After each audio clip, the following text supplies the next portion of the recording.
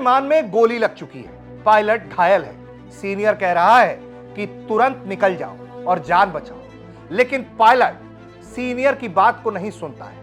वो कहता है कि मैं अपना लड़ाकू विमान अपने साथ लेकर जाऊंगा। घायल अवस्था में विमान लगातार उड़ रहा होता है और आखिरकार वो अपने बेस पर लौट आता है।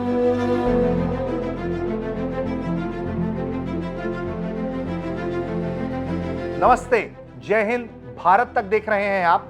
और 15 अगस्त के इस विशेषांक में हम बात कर रहे हैं उन वीर पुरुषों की जिन्होंने सेना में अपना अदम्य साहस दिखाया, जिन्होंने बताया कि आजादी के दीवाने होते हैं तो कैसे होते हैं। इसी कड़ी में आज हम बात करने जा रहे हैं एक ऐसे ही योद्धा की जो भारतीय वायु सेना की आन बान शान रहे। 1965 के युद्ध की बात हो या फिर 1971 में पाकिस्तान की वो कैद में थे और पाकिस्तान की कैद से बच निकलते हैं, और तो और अपने साथ कुछ साथियों को भी वापस बतौर जब प्रिजनर ऑफ वार वो कैद होते हैं तो वहां से छूट निकल कर आते हैं और वापस भारत आते हैं। तो इसीलिए इस लीजेंड पर इस वीडियो में हम बात करेंगे। इस लीजेंड का नाम है ग्रुप कैप्टन डीके परुलकर। अब वो इस दुनिया में नहीं है, लेकिन उनकी कहानी हमेशा के लिए अमर है, क्योंकि उन्होंने कुछ ऐसे अदम्य साहस दिखाए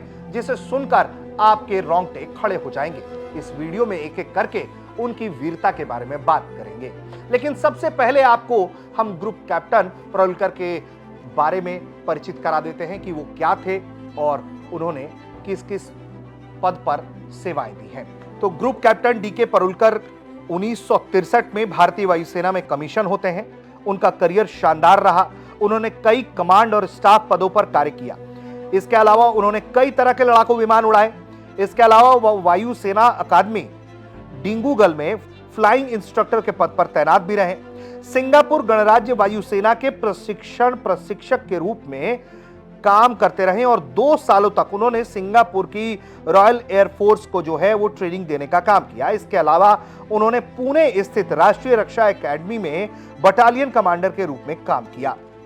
1963 में भारतीय वायुसेना में शामिल होते हैं और पहला मौका मिलता है 1965 के जंग में।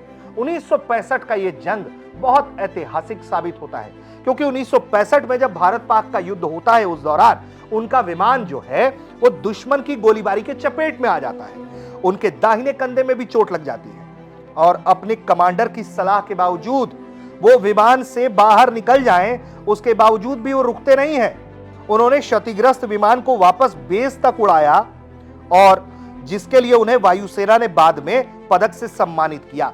उन्हें वायुसेना मेडल और विशिष्ट सेवा मेडल जो है वो हासिल था। साल 2015 में इंडियन एक्सप्रेस को उन्होंने इंटरव्यू दिया। 1965 के युद्ध के बारे में बताते हैं कि 65 के युद्ध में हम जब लड़ रहे थे और हमें पता था कि पाकिस्तानी सेना के पैटर्न टैंक जो हैं उस पर एंटी एयरक्राफ्ट गन लगे हैं, इससे होने वाली गोलीबारी का उन्हें सामना करना पड़ेगा। इसके बावजूद जब वो हमला करके वापस लौट रहे थे तो एक गोली नीचे से कॉकपिट में लगती है। उसके गोली वो जो है वो कंधे को छूती हुई निकल जाती है, फिर वो उनके सीट के हेडरेस्ट से होते हुए कॉकपिट से भी बाहर निकल जाती है। एक तरफ वो खुद घायल हो जाते हैं, शरीर से दूसरी तरफ खून बहने लगता है। लड़ाकू विमान में गोली लग चुकी होती है। उनके टीम लीडर ने उन्हें विमान से बाहर निकलने के लिए भी कह दिया, लेकिन वो नहीं निकलते। बेस पर वापस उतरने तक उड़ान भरते रहते हैं। बाद में उन्हें पता चला कि जिस हेडरेस्ट पर गोली लगी थी उसमें पैराशूट का एक अहम हिस्सा था। अगर वो कमांडर की सलाह पर, लीडर की सलाह पर उस वक्त अगर कॉकपिट से निकल गए होते, कूद गए होते, इजेक्ट कर गए होते, तो शायद क्या होता ये कोई भी नहीं जानता था, क्योंकि उनके हिस्से में वीरता का एक और नाम जुड़ने वाला था।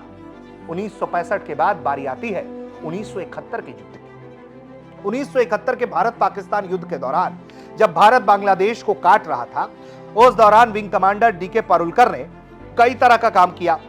उसी दौरान उन्हें पाकिस्तान में युद्धबंदी बना लिया गया, लेकिन वायुसेना का प्रशिक्षण, वायुसेना और भारत के लिए कमिटमेंट उनका जोरदार रहा। और यही वजह है कि 1971 में जब वो प्रिजनर ऑफ वॉर थे तो पाकिस्तान की कैद से छूट निकलने का वो तरकीब बनाते हैं। और सिर्फ तरकीब अपने लिए नहीं, अपने कुछ साथियों को भी लीड करते हैं इसके साथ, ताकि वो जो प्रिजनर ऑफ वॉर वो बनाए गए थे वो वहां से दुश्मन के कैद से छूट जाएं।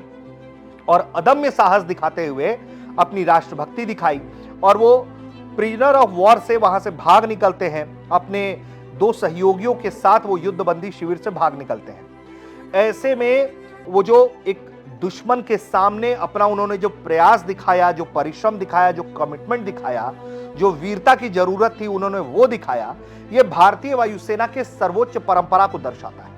इस कार्य ने दुश्मन को न केवल हवा में बल्कि जमीन पर भी और साथ ही हमारे महान राष्ट्र की भारतीय वायुसेना की क्षमता का सम्मान करने के लिए दुश्मनों को भी मजबूर कर दिया कि आखिर भारतीय जो योद्धा है वो किसी से कम नहीं है।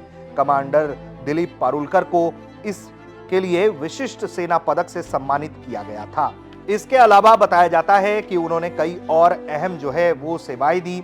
इसके अलावा वो लगातार अपना कमिटमेंट अपनी सेवाओं के दौरान दिखाते रहे और 1963 से वो लगातार भारतीय सेना को अपनी सेवाएं दे रहे थे और 82 साल की उम्र में उनका निधन हो गया।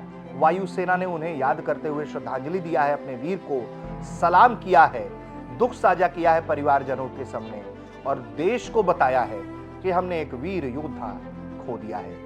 ऐसे वीर योद्धा के कमिटमेंट को भारत तक भी सलाम करता है। आपको कैसी लगी ये कहानी हमें कमेंट करके बताइए। देखते रहिए भारत तक।